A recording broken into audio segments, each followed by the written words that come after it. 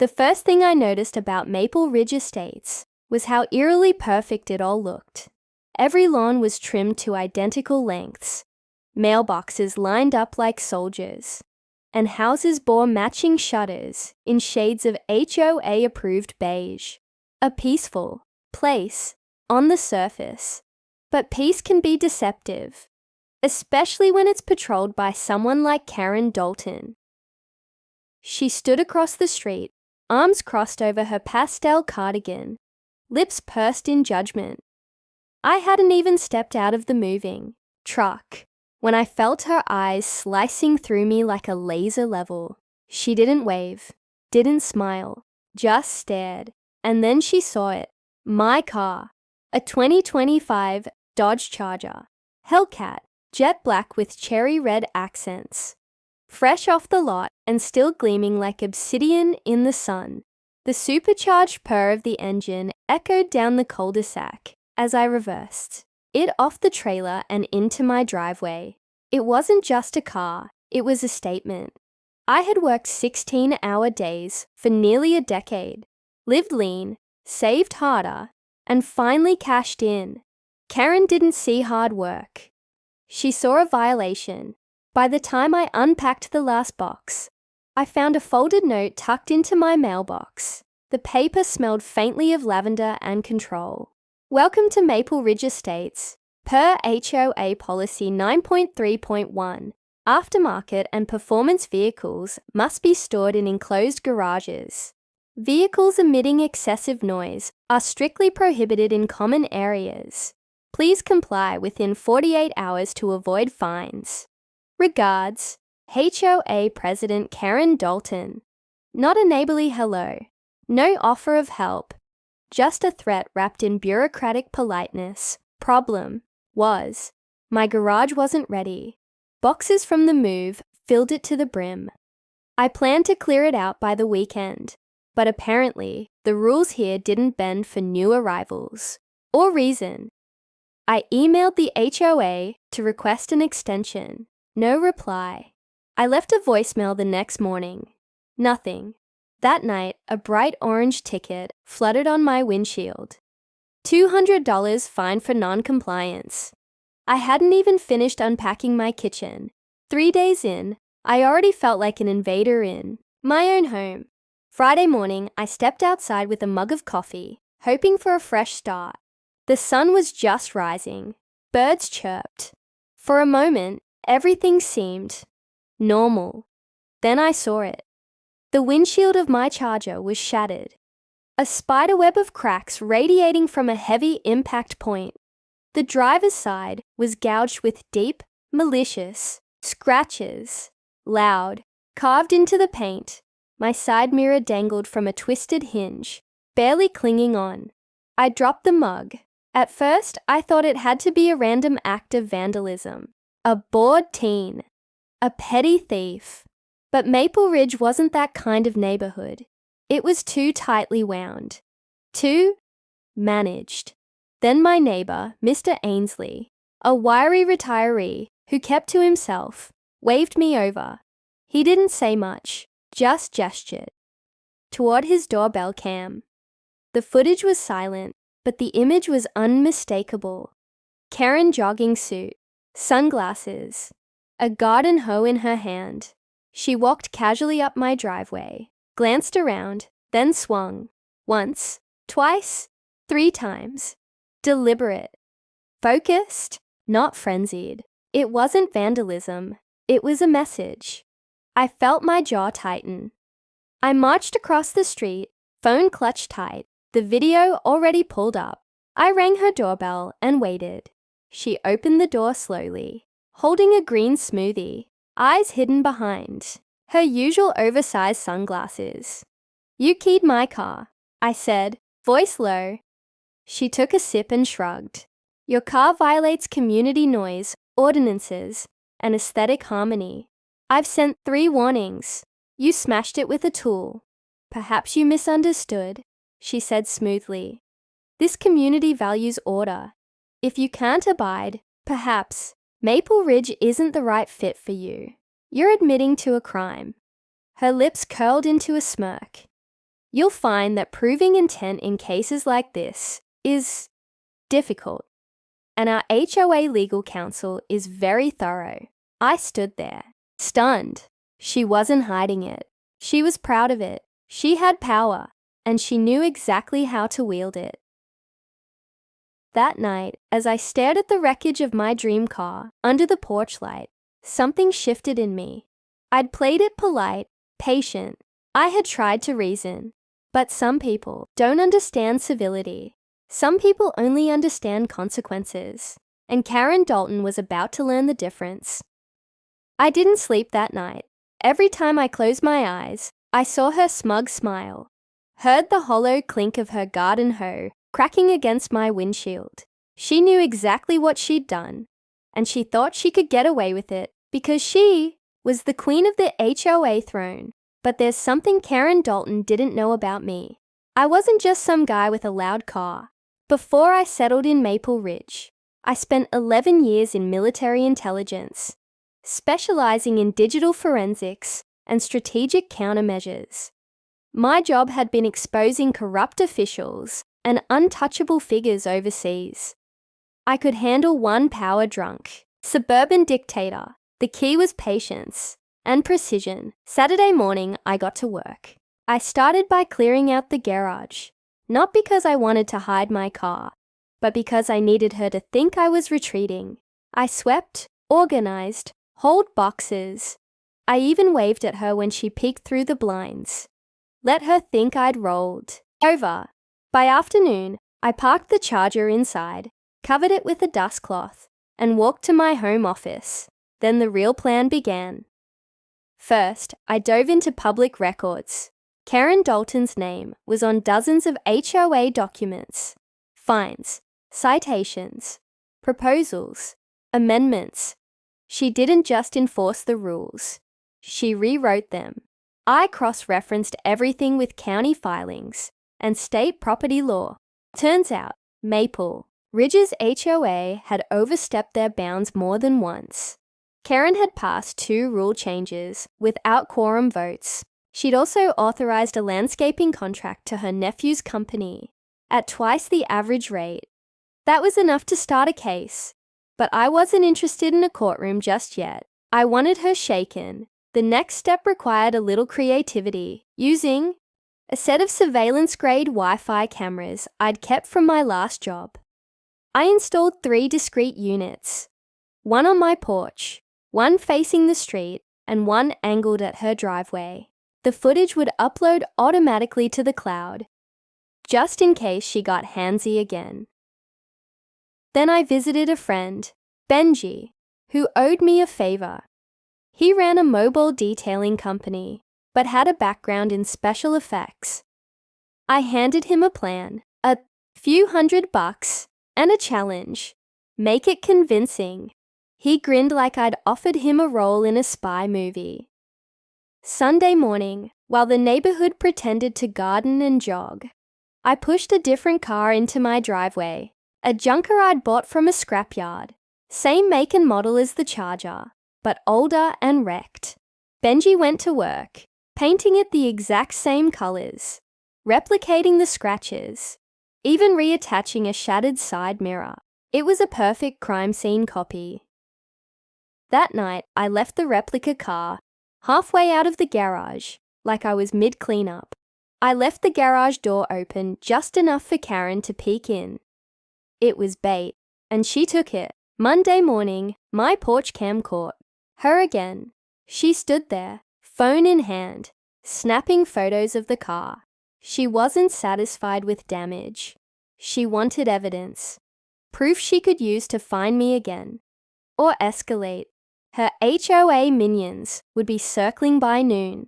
But what she didn't know was that I'd also made a little visit to her street-facing flower beds and slipped in a Wi-Fi motion sensor under her hydrangeas. When triggered, it activated a small speaker I'd hidden inside one of her decorative gnomes.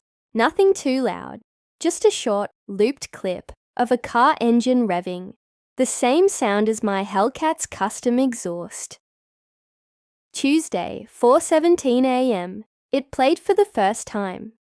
My camera caught her marching outside in a robe, clutching a flashlight, scanning the cul-de-sac like a madwoman. No cars, no movement, just her, illuminated in the glare of her own paranoia. By Friday, she was spiraling. She called the HOA board to an emergency meeting, claiming I was mocking her. She even accused me of psychological harassment, but she had no proof, just frustration. And then I dropped the hammer. Using a burner email, I sent a dossier of Karen's unauthorized amendments and financial conflicts of interest to the HOA board, the neighborhood group chat, and the city's residential oversight committee. I attached screenshots, audio clips, and references to county codes. The signature from a concerned homeowner who believes in real order, not tyranny. By nightfall, the board had called for a vote of no confidence. Karen didn't know it yet, but her little empire was starting to crumble, and I wasn't even finished. By the time the weekend rolled around, Karen was unraveling at the seams.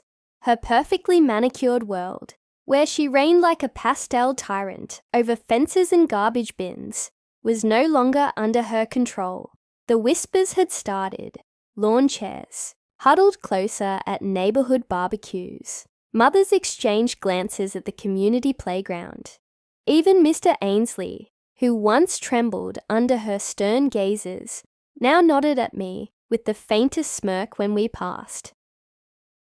The vote of no confidence had shaken her, but it wasn't final.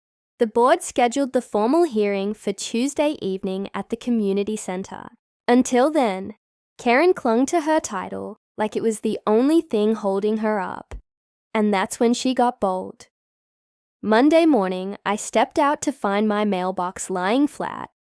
Its post snapped clean in half. Not vandalized, executed. I checked the footage. Karen had worn gloves this time, a hoodie pulled low, and worked under the cover of 3:12 a.m. But the angle gave her away, her stance, her gait. She was a creature of habit. I didn't call the cops. I didn't file a report, because I didn't need the law. I needed consequences, and I was ready to deliver them. That afternoon, I waited until Karen was out pruning her rose bushes. As she did like clockwork, I approached calmly, phone in hand, and spoke in a tone that was almost friendly. "Hey, Karen. Got a second?" She turned, faked a smile. "Only if it's about compliance." "Oh, it's about that," I said, showing her my screen. The video played, her hunched over my mailbox, snapping the post like it owed her money. Her smile dissolved. I mused, how the city code enforcement office would feel about this. Or maybe the county prosecutor. Pretty sure tampering with mailboxes falls under federal jurisdiction. "You're bluffing," she hissed, voice trembling. "No, but even if I were, you'd still lose." I leaned in, lowering my voice just enough. "You broke my car. You broke my property. But worst of all, you thought I wouldn't hit back." She stepped back, clutching her shears like a shield. "Karen, you've spent years building control through fear. But now that fear's pointed back at you." And then I walked away, letting the silence close around her like a noose. That evening, I called the city. Not the police, the Public Works Department. I'd done my homework. Turns out, Maple Ridge's decorative brick entrance sign sat 2 feet into city-owned right-of-way, and the landscaping lights connected illegally to a public utility line with no permit on file. 2 days later, a city crew arrived with cones and yellow tape. The sign was cordoned off, the lights removed.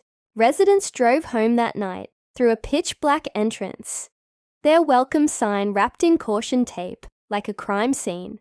Karen, of course, stormed out in protest, but the city inspector waved her off, said if she had concerns, she could file a complaint in writing with supporting documents. to the very oversight board I'd already warned. By Tuesday morning, her kingdom looked more like a war zone. Then came the hearing. The HOA board convened in the community centre. Rows of plastic chairs filled with curious neighbours. I sat quietly near the back, watching her squirm at the front of the room. She still wore her signature cardigan, but her posture sagged.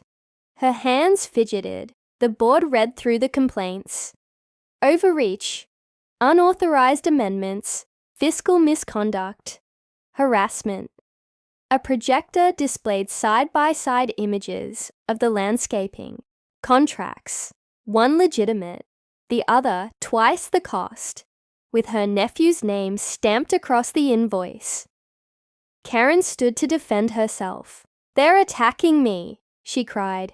"This is a coordinated smear campaign by an angry new resident who thinks he's above the rules." The board president, Mr. Yang, adjusted his glasses. "Do you deny authorizing these contracts without a second bid?" I acted in the community's best interest. And the mailbox incident? "I've been provoked," murmurs rippled through the room. Then Mr. Ainsley stood. "I've lived here 12 years, he said, "and I've seen good neighbours move away just to avoid her. Whatever he did," he pointed to me, "he's the first one who fought back. And I say, it's about time." Applause broke out, hesitant at first, then louder, stronger. Karen's mouth opened, but no words came. The vote passed. Removal effective immediately. As she left the building, her eyes met mine. There was no fire in them now, just fear, confusion, defeat. She had ruled this neighborhood through intimidation for years, but bullies only thrive until someone makes them bleed, even just a little, and I wasn't done teaching her, not yet. For the first time since I moved into Maple Ridge, the street felt quiet in a peaceful way. Not the brittle, performative calm Karen used to enforce through intimidation, but something warmer, real.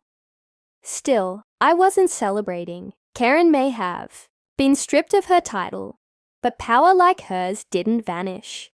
It curdled, twisted into something petty and unpredictable, and I'd learned enough about people like her to know they rarely go quietly.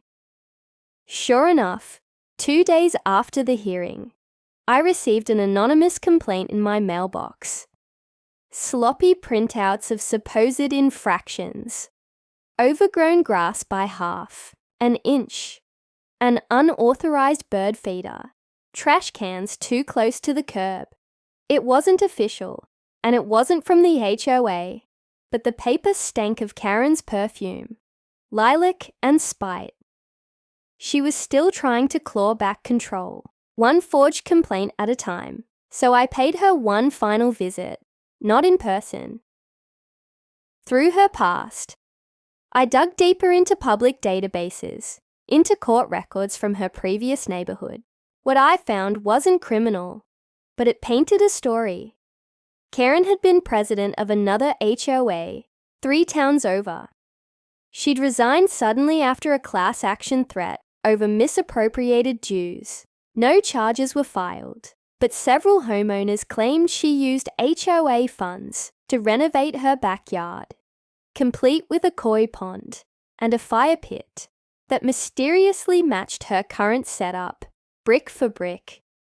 I packaged the findings in a clean, concise letter, included names, dates, sources, and I mailed it, not to Karen, but to every member of the new interim HOA board, with a simple note: a pattern ignored once becomes precedent. Don't let it happen again. Then I let go, because sometimes the best revenge isn't loud, it's permanent. A month passed.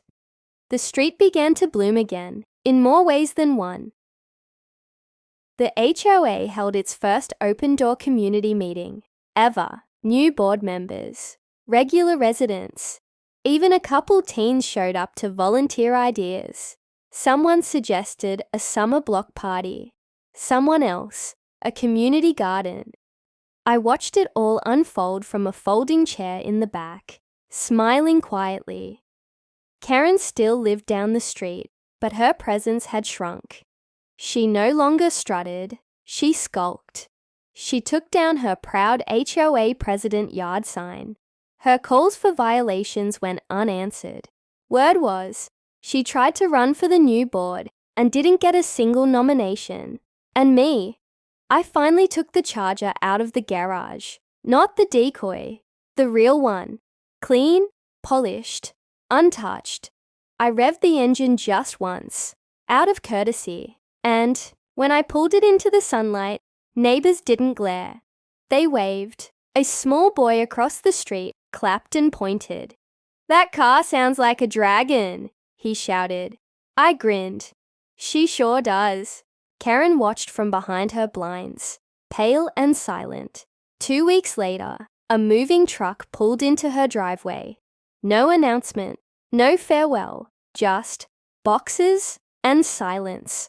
I stood on my porch, arms crossed, watching as the truck rolled off with the last of her things. I wasn't gloating, just witnessing the final chapter of a reign that had lasted too long.